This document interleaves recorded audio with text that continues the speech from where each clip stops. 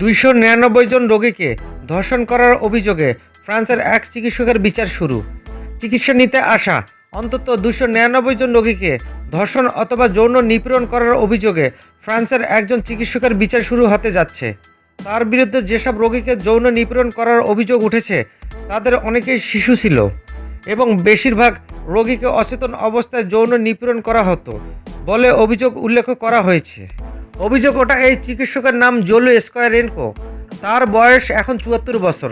তিনি 25 বছরের বেশি সময় শল্য চিকিৎসক হিসেবে কাজ করছেন। 24 ফেব্রুয়ারি একটি আদালতে তার বিচার শুরু হওয়ার কথা রয়েছে। জোয়েলের বিচার হবে উন্মুক্ত আদালতে, তবে তার বিরুদ্ধে সাক্ষীদের সাক্ষ্য গ্রহণ করা হবে বন্ধ দরজার ভেতরে। আঞ্চলিক প্রসিকিউটর বলেছেন, জিজ্ঞাসাবাদের সময় জো বেশ কয়েকটি ঘটনায় তার সম্পৃক্ততার কথা স্বীকার করেছেন। সবার চোখের আড়ালে নিপীড়ন করতে তিনি যেসব কৌশল নিতেন সে সম্পর্কেও মুখ খুলেছেন। শিকার হওয়া রোগীদের গড় বয়স 11 বছর, তবে তার বিরুদ্ধে 1 বছর বয়সী একটি শিশুকে ধর্ষণ এবং 70 বছর বয়সী একজনকে যৌন নিপীড়ন করার অভিযোগও রয়েছে।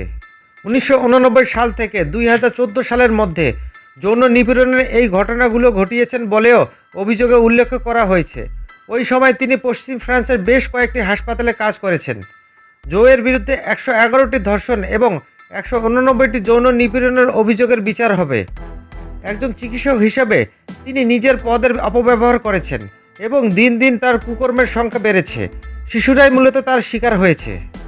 জোয়ের যৌন নিপীড়নের শিকার 299 জনের মধ্যে 256 জনেই শিশু ছিল এবং তাদের বয়স 15 বছরের কম ছিল। তার সর্বোচ্চ 20 বছরের কারাদণ্ড হতে পারে। জো অবশ্য এখন কারাগারেই আছেন। 4 শিশুকে ধর্ষণ ও যৌন নিপীড়নের অভিযোগে 2020 সালের ডিসেম্বরে আদালতে তাকে দোষী সাব্যস্ত করে 15 বছরের কারাদণ্ড দিয়েছেন। ওই 4 শিশুর মধ্যে 2 জনেই তার ভাতিজি ছিল। জোয়ের নিপীড়নের শিকার হয়েছে এমন অনেকে পরে বিষয়টি জানতে পেরেছেন।